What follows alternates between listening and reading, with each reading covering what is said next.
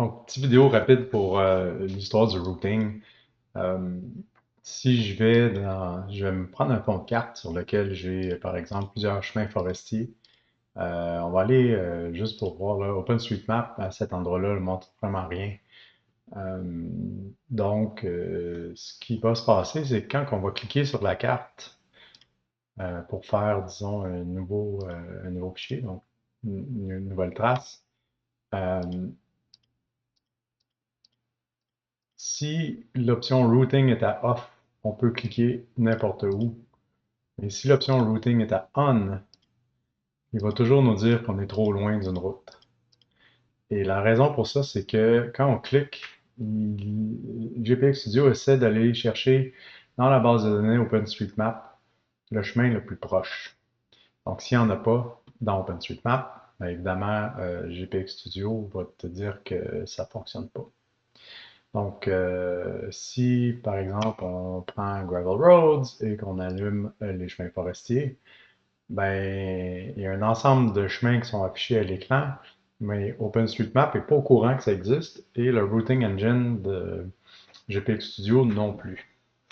Alors, ce qu'il faut faire pour ça, pour un peu savoir si on est en train de cliquer sur un chemin qui est répertorié ou plutôt quelque chose qui est inconnu.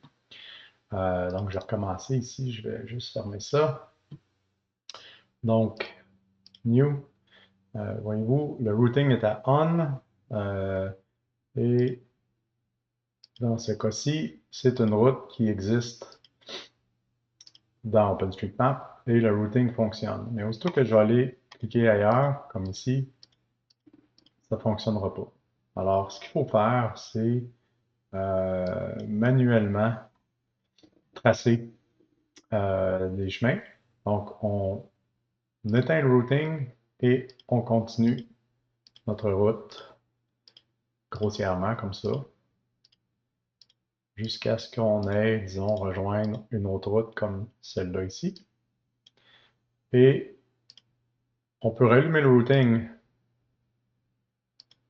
Ah, visiblement, celle-là non plus. Allons-y, on va aller rejoindre un point là. Probablement que ça ici, ça en est une ici. Ouais, ça c'est des chemins forestiers qui sont pas sur OpenStreetMap. C'est ça. Donc on y va. On continue comme ça à mitaine. À vol d'oiseau. Quand on tombe pas loin d'un chemin qui devient officiel, on peut rallumer le routing engine et continuer. Ça ici.